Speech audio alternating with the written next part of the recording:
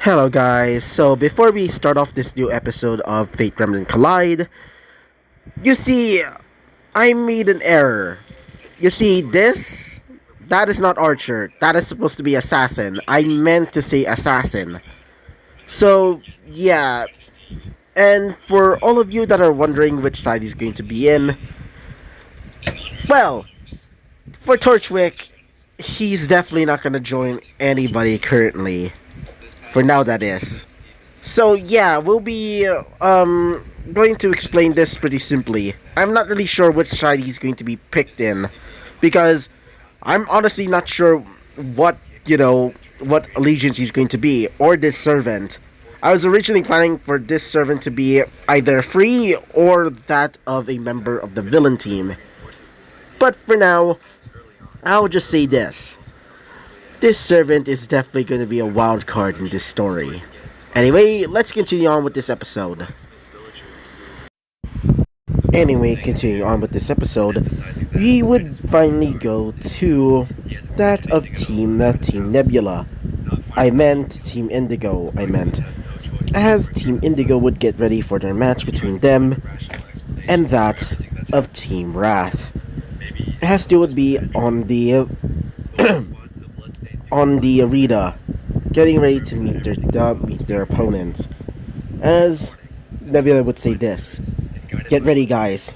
And like I said to you, get ready for anything. She would say, as she would be wielding that of her crossbow. As they would say, "Yeah, we're definitely gonna fail." She would say, as she would twirl her wand, or I guess you can say her staff, around. Saying this, the famous Team Wrath would finally arrive, as one of them would reveal himself. Rex Goodwitch would appear, as he would jump down from the I guess you can say the bleachers towards the ground of the arena. Doing so, he would create a massive I guess you can say a massive wave of dust. Not dust as in the magical crystals, but actual dust. Doing so, he would reveal himself, as he would say, "Ready, guys?" As the other members of Team Wrath would appear. That of Walter Woodshate, the leader of the team, as he would appear in the sky, or more specifically above the arena, as he would be using his strings or his semblance to basically make himself look like he's flying. Doing so, he would jump down and would use one of the strings to basically bounce him up into the sky once again. And doing so, he would land on the ground safely. The other two members, Tina Kruger and Harmony Harris, would appear, as Harmony would be riding on her bike with Tina on her, basically riding with her. Doing so, Tina would jump up with the help of her tail and would land on the ground safely. While doing so, Harmony would basically split her bike in half, transforming it into its weapon form. Massive, and I mean massive, jagged, almost circular like saws. Doing so, she would basically jump onto the ground, from the sky, as she would slam both of them onto the ground. Doing so, she would start revving them up, as the large, almost saw-like blades would start spinning and spinning and spinning. As doing so, she would say, "You ready?" She would say, as she would be listening to some music, while also wielding up those two weapons. The others would also come out as well. The others would just be surprised, to say the least, including that of Rex. But to say the least, everybody in the arena was basically cheering for Team Wrath. Some also cheering for Team Indigo. As after the introductions, the Vista Festival, the Vista Festival's first round, is about to start. And so it begins. As Professor Port would be in the, I guess you could say, the commentator room, as he would explain the whole, the whole Fiesta Festival and its rules. As he would explain that apparently that they're gonna be fighting in the first round with the whole team, while the second round will just be the simple, 2-on-2 battles, where as the team members would basically pick two of their members to basically fight. And when it's finally the finals, they would start to fight the one-on-one. They would pick one of their members to basically fight all by themselves. So, as after explaining this, his co-commentator, that of Professor or Dr. Oobleck, would start saying, "So, Port, who do you believe that is going to win?" As Port would say, "Honestly, I'm not really sure. But, in my personal opinion, I believe the Team Wrath would take it. Especially since their second command is that of especially since that their second command is that of the famous King of Invincibility, also known as Mr. Rex Goodwitch." After saying these words, everybody would start shouting out Rex's name, saying, "Rex, Rex, Rex!" As after saying that, he would say, "The audience is quite vocal. I meant quite vocal about who's going to win," he would say. As after saying that, Ulrich would say, "Still, they're still members of a Huntsman Academy. Doesn't mean that they will lose. Perhaps they might win, but for now, let's see who's going to fight first." As slowly, the area or the arena would slowly start shifting and transforming. Instead of the what seems to be a lush forest, now turns into a rocky mountain-like area with snow, or at least what seems to be snow, and that of several jagged trees, or what used to be trees. As the fight would begin, as that of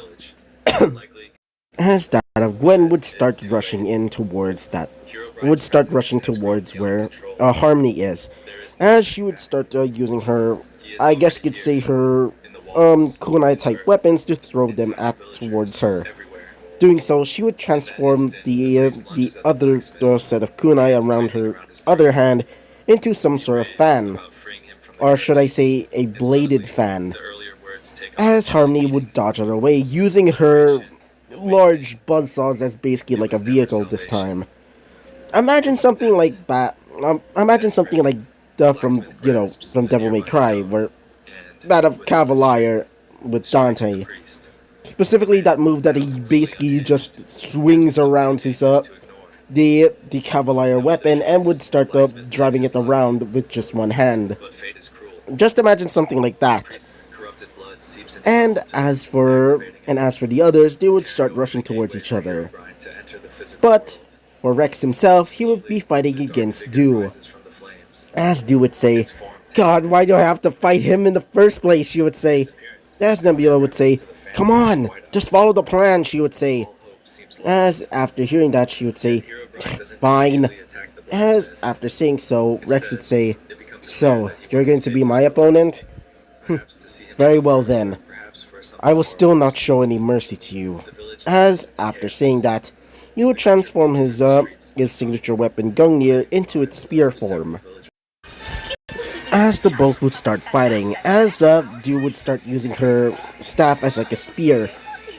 As while the fighting, he would say, "Not bad. Even though your weapon is not supposed to be wielded like that," he would say. As after saying so, he would transform his weapon into that of the boomerang mode, slamming it towards her stomach and causing her to basically be thrown away across the area. Doing so, she would basically just be launched out of the area. Or at least not really launched out of the area, but more specifically out of the, all the way towards the wall of the arena itself. Doing so, Rex would say, "Gotcha," he would say.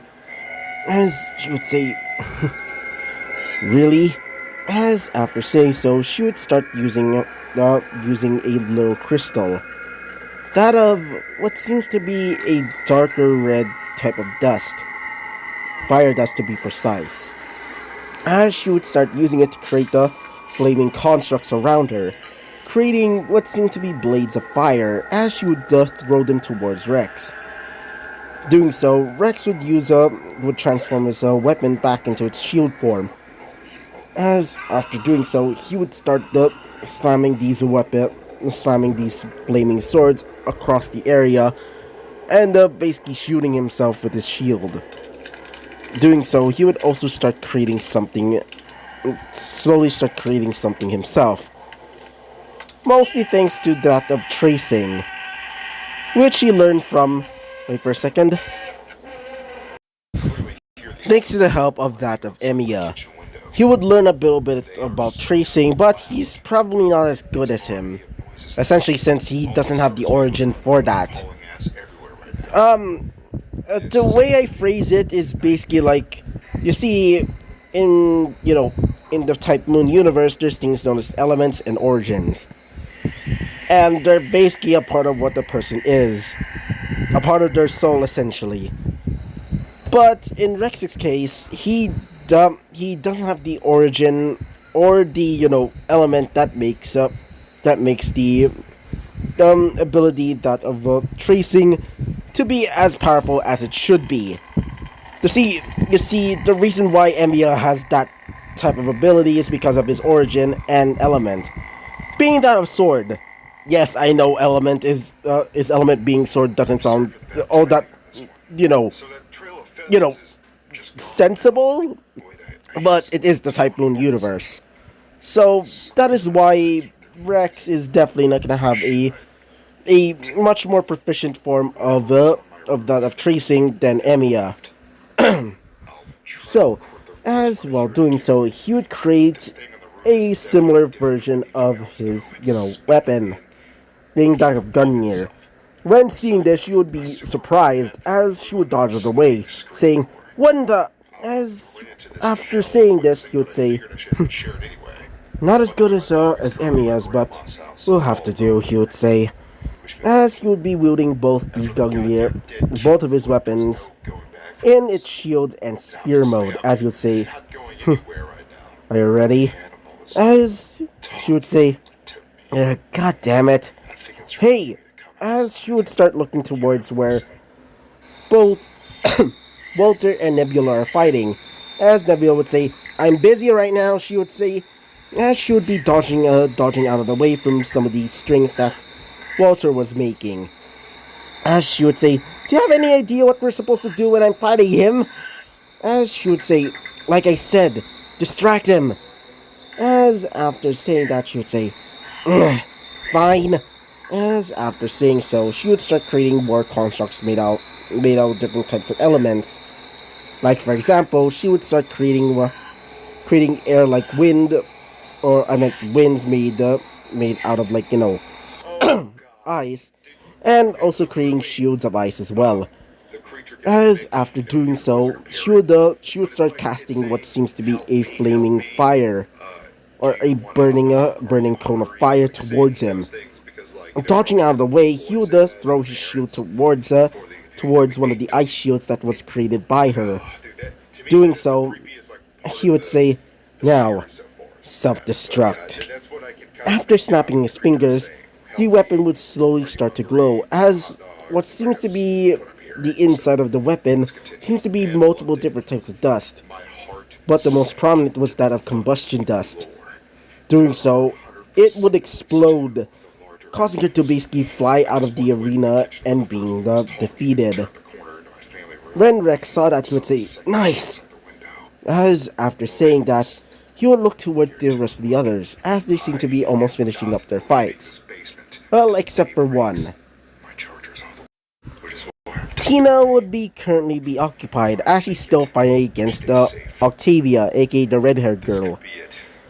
As while fighting, she would exploit her weapon's weakness, being that of the joints that were basically of what's making her sword a whip. Doing so, she would plunge her sword into one of the joints and ripping the sword in half. And so we'll be ending off this episode right off here, guys. So yeah, so bye bye.